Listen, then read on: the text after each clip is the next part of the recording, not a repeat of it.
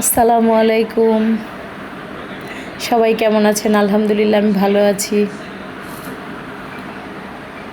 খুবই দারুণ সময় পার করলাম। শেষ বিকেলে প্রকৃতির সান্নিধ্যে ছিলাম। এটা আমার অনেক দিনের প্ল্যান যে একটু নৌ ভ্রমণে যাব। পানি, নৌকা এসব তো অলওয়েজ ভালো লাগে। শাপলার সিজন থেকে যেতে ইচ্ছে করতেছিল। শান্তা যখন ওর নানু বাড়ি শাপলার সাথে ভিডিও করছিল, আমি সেটা খুব মিস করেছি।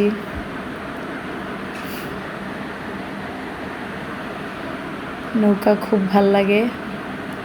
তো আজকে একটু সুযোগ পেলাম, নৌকা ভ্রমণে গেলাম। ওয়েদারটাও দারুণ ছিল। বিকেলে বৃষ্টি ছিল, বৃষ্টির পরে ওয়েদার তো সেই কুল, দারুণ ব্যাপার ছিল। তো খুব কাছাকাছি একটা নদীতে চলে গেলাম। ছোট্ট নৌকা,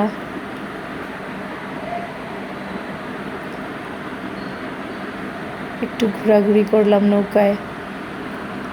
বান্ধবীরা থাকলে আরও ভালো লাগতো, বাট বান্ধবীরা একটু বিজি ছিল।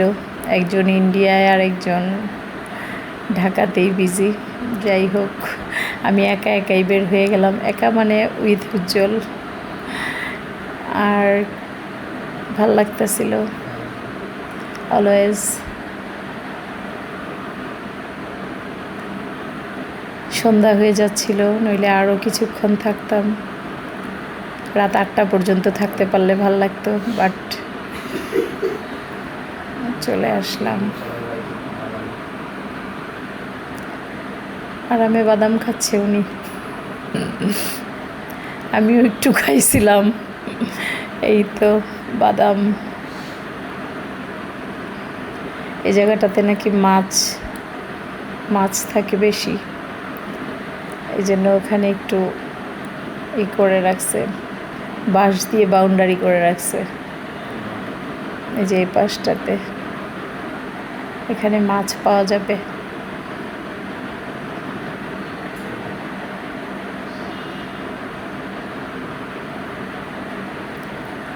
খুব ভালো লাগা ছিল।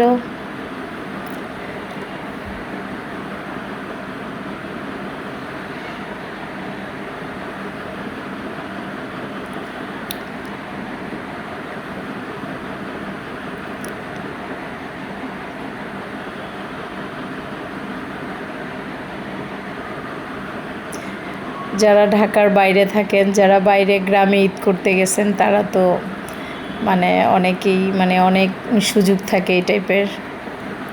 আমরা তো আসলে এই টাইপের সুযোগ থেকে বঞ্চিত।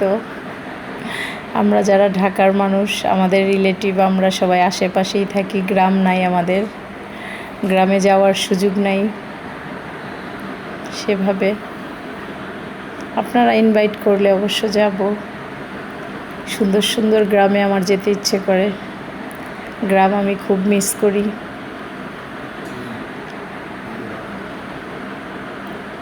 সবাইকে অনেক ধন্যবাদ।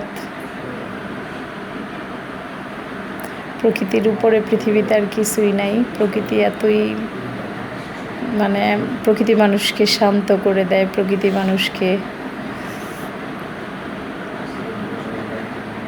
প্রকৃতি একটা শান্তি।